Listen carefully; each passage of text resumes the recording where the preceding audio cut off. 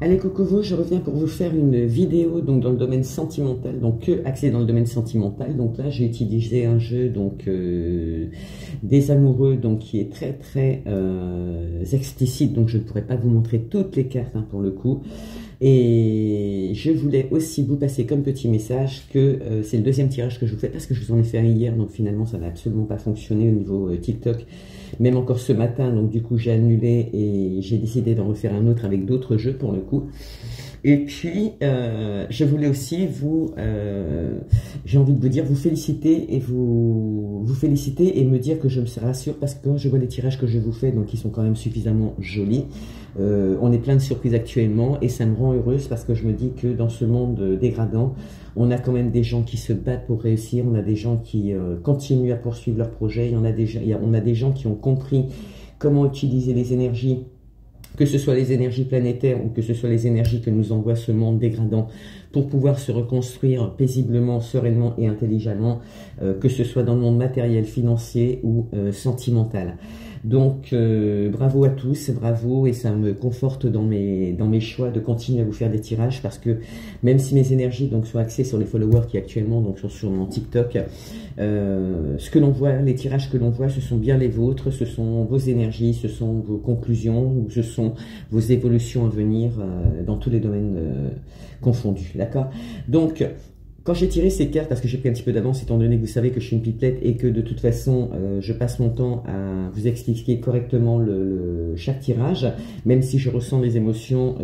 par la même occasion, je me suis amusé à battre ce jeu de cartes.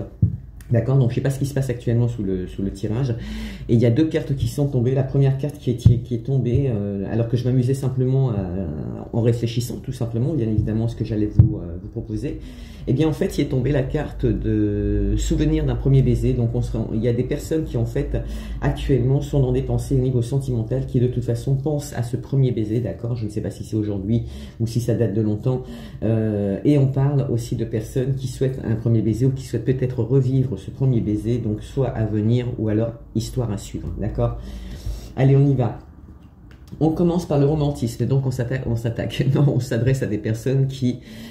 sont probablement dans des relations ou vivent déjà cette relation, mais dans tous les cas, on s'adresse aussi à une catégorie de personnes qui souhaitent vivre une relation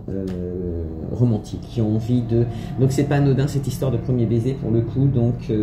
écoutez, essayez de vous rassurer parce que peut-être qu'en pensant et en ayant des énergies comme vous les avez actuellement dans le domaine positif et constructif, à partir de là, il n'y a pas de raison qu'on n'y arrive pas.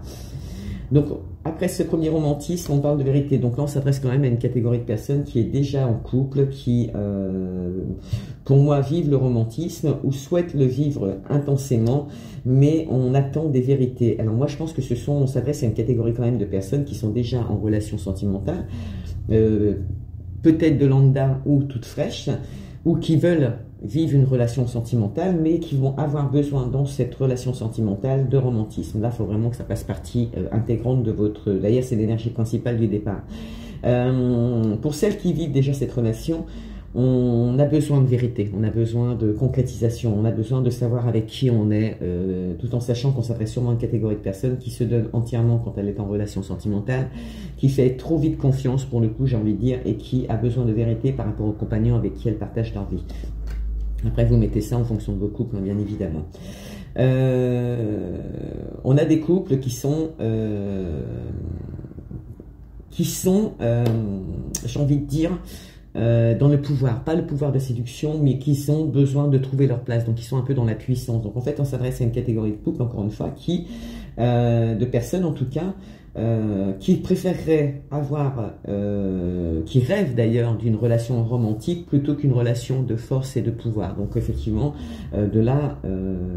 il reste légitime que la personne puisse penser et demander à concrétiser des vérités sur cette relation de couple, puisque au lieu d'avancer dans le romantisme, et c'est là qu'on parle de l'histoire du premier baiser, pour le coup,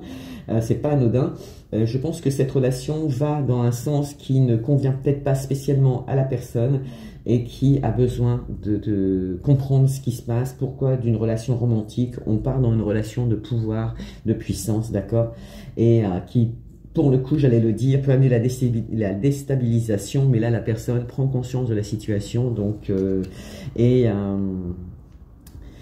en dehors de prendre des photos, va visualiser, en tout cas objectivement, cette relation pour pouvoir savoir si effectivement elle est avec ou pas la bonne personne. Dans tous les cas de figure, si on parlait de couple,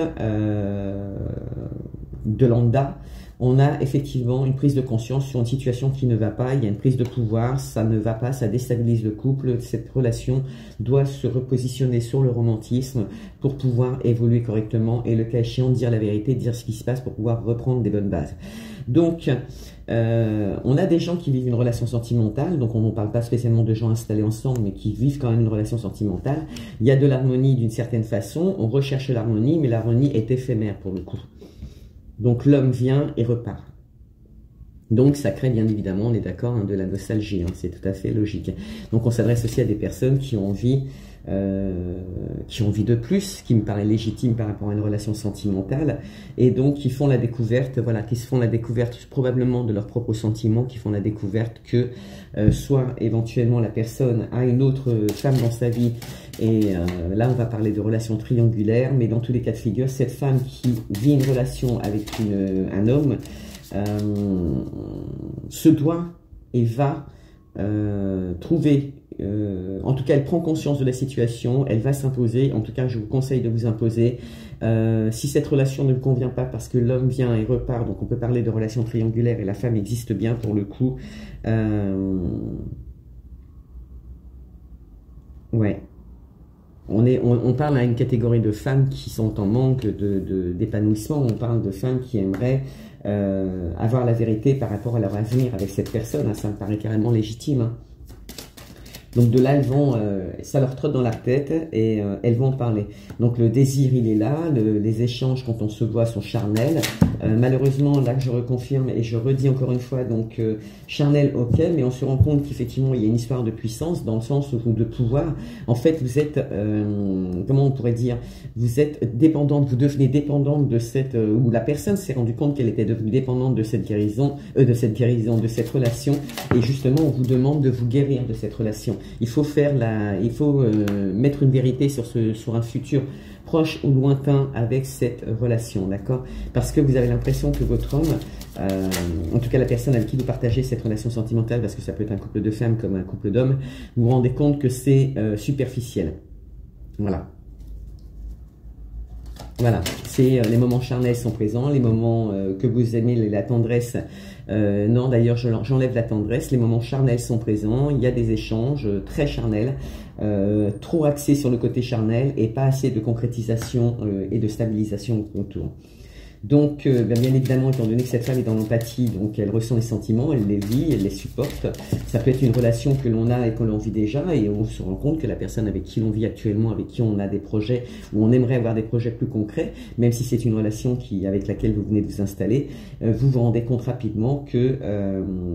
vous êtes plus dans la souffrance avec cette personne, vous avez envie de vivre autre chose, vous avez envie de vivre ce premier baiser, vivre une relation plus stable, plus en accord avec vous-même et non pas dans le pouvoir, parce que finalement vous ne vous exprimez pas, vous ne dites pas qui vous êtes, vous ne pouvez pas vous mettre en place vos projets. En fait, vous êtes bloqué dans une relation de dépendance qui peut vous retenir par le domaine sentimental, oui, mais dans le domaine financier, parce que vous êtes impliqué, vous avez mis des projets ensemble et vous vous sentez bloqué. Mais le souci de cette relation, c'est que ces femmes, ces personnes se rendent compte, elles prennent conscience que elles sont leurs propres ennemis. D'ailleurs, on vous confirme que vous êtes votre propre ennemi par rapport à ce que vous ressentez. Et si vous voulez faire avancer la relation, soit vous la débloquez, soit vous discutez avec cette personne, vous lui dites ce qui ne va plus et vous prenez les bonnes décisions. Soit il faut effectivement arrêter cette relation et partir sur de nouvelles relations. Mais il faut aller de l'avant par rapport à cette situation. Moi, je ne vois pas pour un moment de séparation, je vois simplement qu'il y a un manque de communication. Arrêtez de vous mentir à vous-même, arrêtez de faire croire à l'autre personne qui vous donne et qui vous donne à la façon dont vous avez envie de recevoir, ou vous lui avez ouvert les portes précédemment pour recevoir, que vous êtes en harmonie avec cette situation, puisque ce n'est pas le cas du tout. Voilà, là elle est tombée à l'envers et on parle de sortie. Donc vous voyez, la personne, vous avez de la chance parce que la personne n'a pas envie de vous sortir, et on va faire une partie de maintenant avant que ça coupe.